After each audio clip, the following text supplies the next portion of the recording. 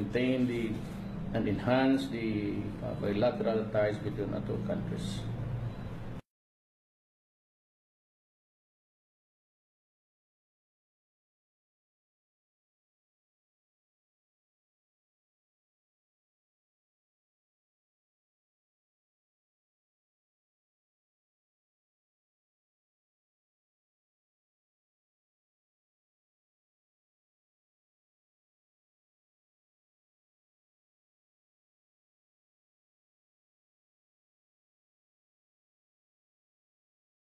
The President-elect Trump wishes to extend his warmest regards to the Filipino people. And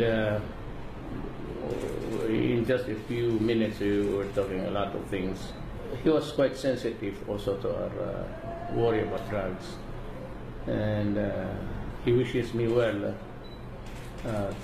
in my campaign. And he said that well, we are doing it as a sovereign nation, the right way. And he wishes us well. And I said that, we assured him of our ties with America. I appreciate the response I got from President-elect Trump, and I would like to wish him success. And he has invited me to visit New York and Washington, D.C. Said that if I'm around, he wants to be notified of my presence, maybe. And I mentioned to him about the ASEAN Summit next year, and he said that he would try his best to be here. He wants to attend the summit, and that would be great for our country. I could sense a good rapport. An animated President-elect Trump, and he was wishing me success in my campaign against the drug problem. He understood the way we were handling it, and he said that there's nothing wrong in protecting the country.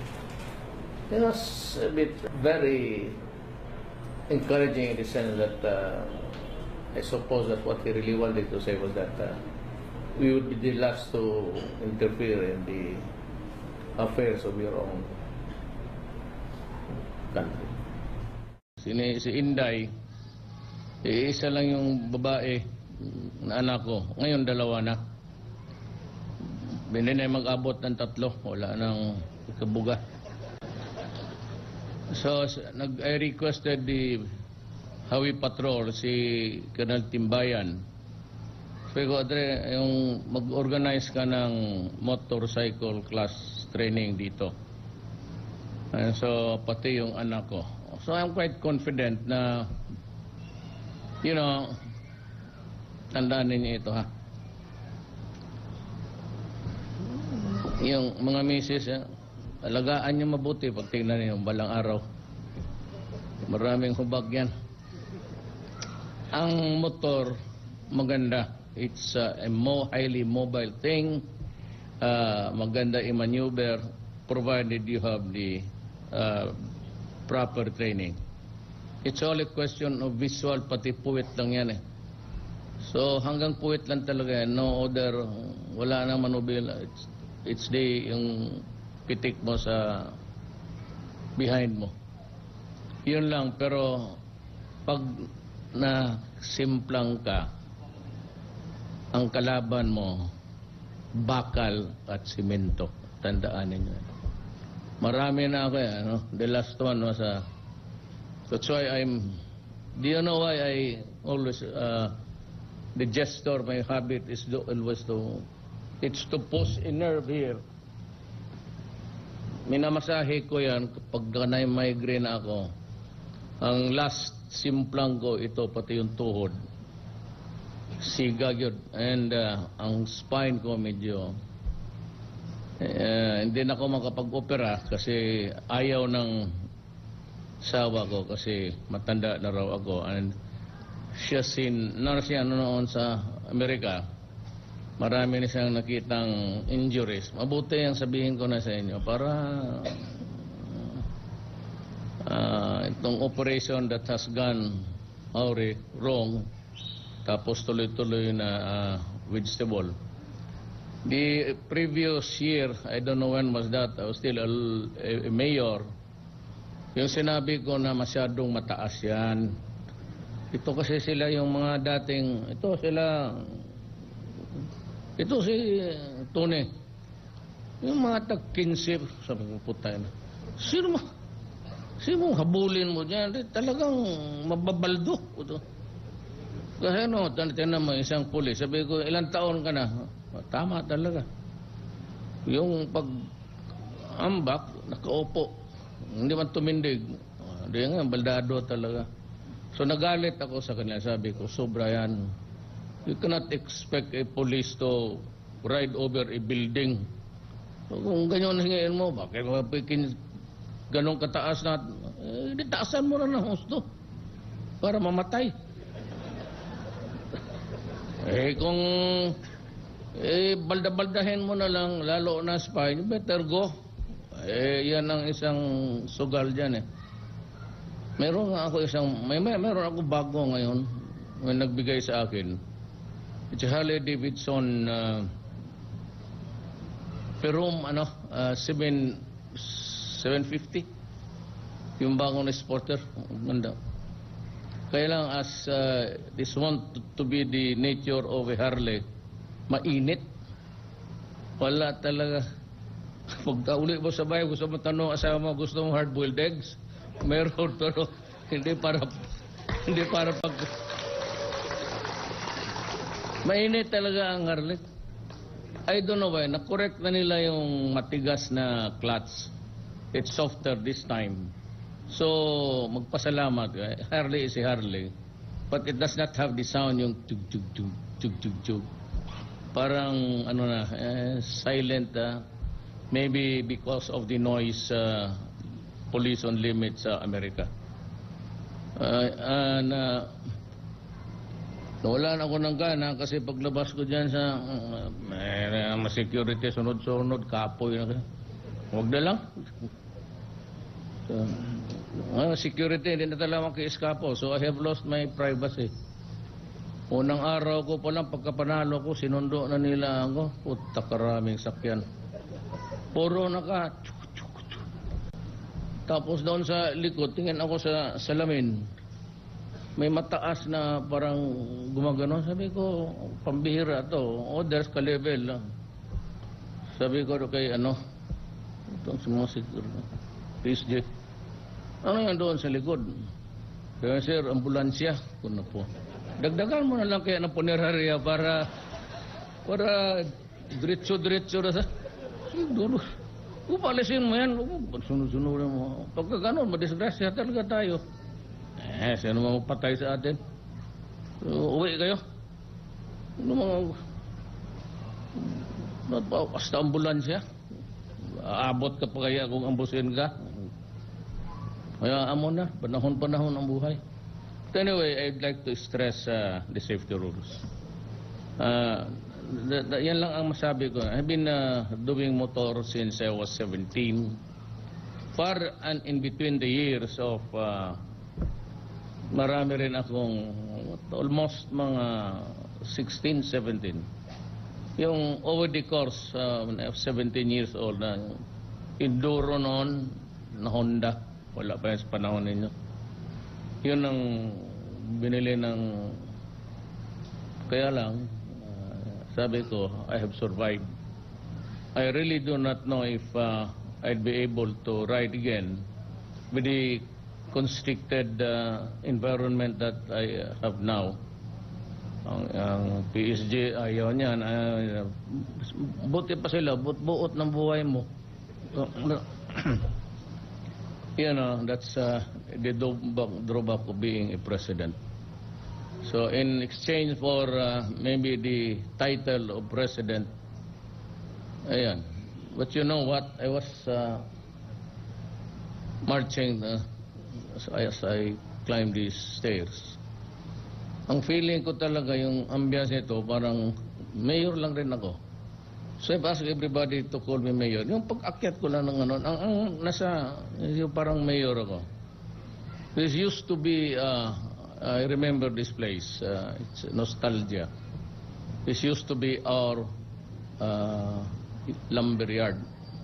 May sawmill kami dito noon, and most of the yung beachfront dyan na na nireclaim ng nakabili nito sa nanay ko. Namatay ang tatay ko. We had to sustain or study. So, dahan-dahan pinagbili ng nanay ko. But I was able to finish my law. So again, it is not good to be, if you do not have the capacity for concentration o yung talagang walang tulog, better avoid. Lalo na, even on any Sunday riders. The latest one yung si Garcia, yung Tisoy, KTM ang motor. So, 1,000 yan. So, putangin, ang tao talagang mahirap. Yung gabi, kasi alas 3 na, galing sa NHA, kabarkada niya. So, malinis ang daan. Hirit siya, tamang-tama yung palabas na yung dyan banda sa bangkal ang truck. Okay, magbiyahe. Umatras bigla. Okay. Pilit. Yan ang sabi ko, the imponderables of life.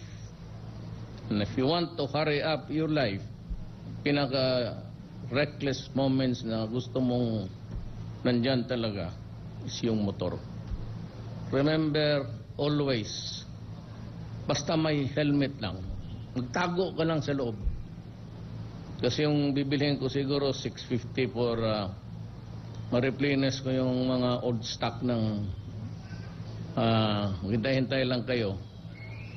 But there are only two, hindi naman ako nag-advertise. It's acceptable to me really sa motorcycle. It's a Yamaha, Honda. Long ride, yung Harley Davidson, ihulog mo yan sa kanal. Walang silbi yan. Mainit, matigas ang pagtulog mo sa gabi, nakaganyan ka. Nag-ara ba? Di pag-ara, nag-ara na. But just like dito sa atin, pag ganyan ka, gaano ka katagal, pagka gumanon, nakapag-ikot ka na ng buong Pilipinas. Dito, ang nagmumotor, pagka hindi ka nakabiyahe, huwag kang sumaling usapan yan sa mga motor pa. Pero ikaw ba nakapag-ikot ng Pilipinas? Pag sige. Pero wala pa, tumahimik ka. Wala kang karapatan. Yan ang problema sa motor. There's a challenge. So many years ago, I said before I become really old, or even before I die, I might just want to. So nag-ikot kami ng Pilipinas. Kasama ko si Tibayan. Buhay pa ba yung mga yawa, no? 4 na taga-highway patrol. Pagdating namin dyan sa Inlex, pagpasok namin, gibara kami ng mga yawa. Hindi raw pwede. Hindi ako fiscal ako eh. So I study about LTO rules, yung mga ganun. Paggamit ng public highways. So quite surprised na binara kami na hindi raw kami makapasok sa Inlex. Sabi ko, bakit? Hindi, kasi bawal ang motor. Sabi ko, nagbayad kami. Yung plate number, oh. You know, when you're paying government for the use of the public roads and highways. So you cannot prevent anybody from using the public roads and highways and alleys if you're a taxpayer. Sabi ko, anong klase ito? First time ko sa Manila. Sabi ko kay Tibayan, sumunod nga, maldito man yung taga-Cavite na yun, rama rin yun. Sabi ko, mag-U-turn ako, pero pagbantay kayo kay magbigla ko ng pasok. So pag nakaparking, di kunwari nag-U-turn kami, bigla akong pinahiga, tapos diretso na ako. Habulan kami ng mga gwardiya doon. Sige, tinabihan ako. I was already hitting 120. Tinabihan ako, sabi, alis niya.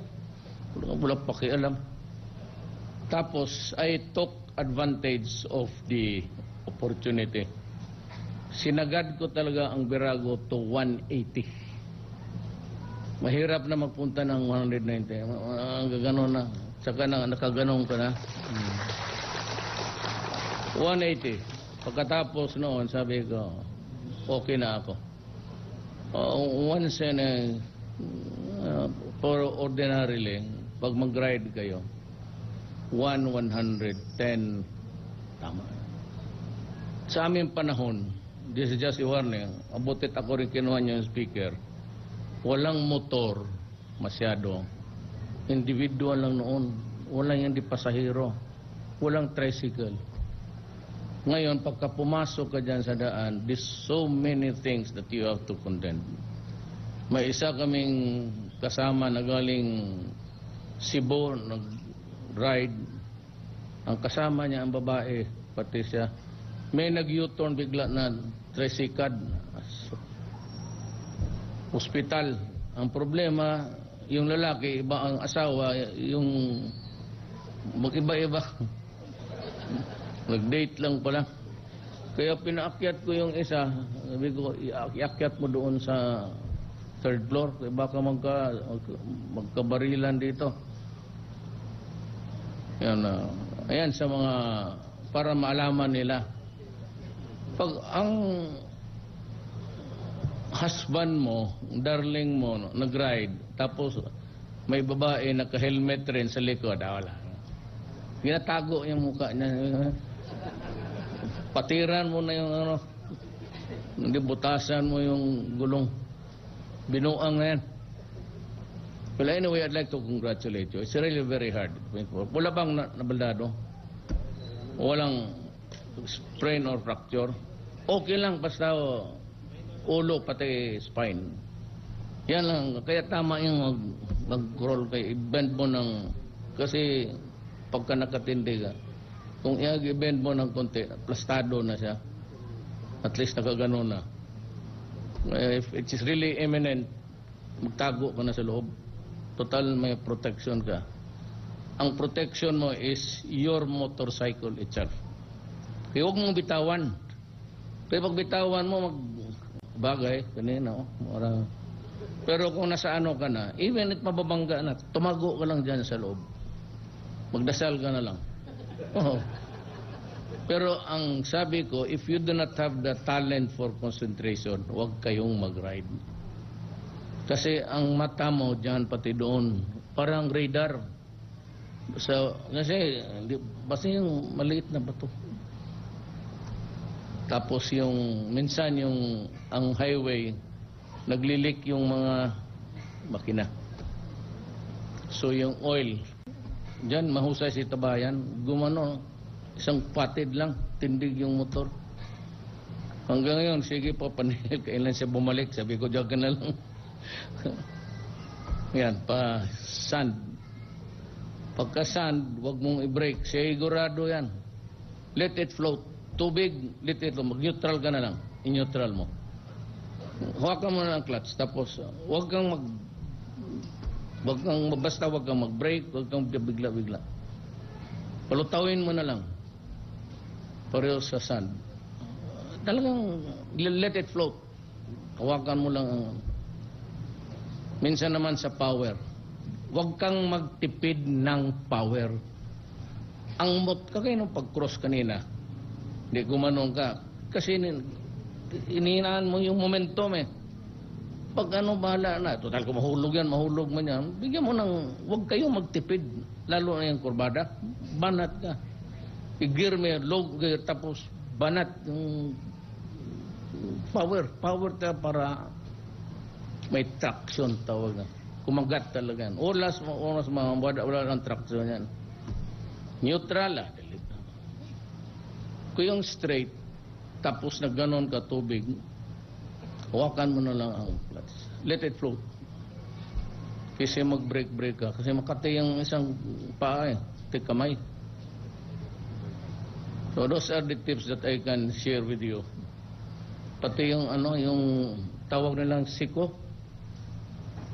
Yung gano'n na pagpurbada ni mo, di gaganong ka. Unya way katapusan ang yawa. Gano'n hanggang na yun. Mag-target ka sa highway. Pagpasok mo dito, mag-target ka na dito. Pag-target mo dyan, straight ka talaga. Pagdating mo dyan, mag-bank ka. Huwag kang mag-bank kung wala kang sigurado na pa-approach. Yan nangyari kay Morales. Yung katitipan niya. Papunta kaming Mungkayo, yung paakyat yan sa kampo ng military. Yan. Mamawab. Pag ganoon, the faster you go, mas malala ang... Pagka talagang malakas, tumba mo tapos bigyan mo ng power. Si Morales, Diretsos Kanal. O nga, kandidato daw sa next kasi. Sabihin mo, gilibak ka ni Duterte. Puta ka, diretso ka doon sa kanal. Kapatid niyang piloto ng Air Force. So yan ang yung last time, delikado talaga ang motor. Delikado talaga. Mabuti lang yan yung hirit-hirit pagka sa trabaho na. Then I'd like to warn you in the coming days, we will be facing a serious problem.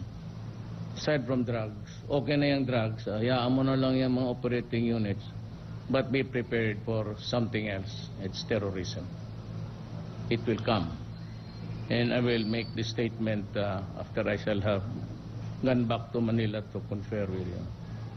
Medyo talaga tayo, ha? Be prepared. Hindi yan eh.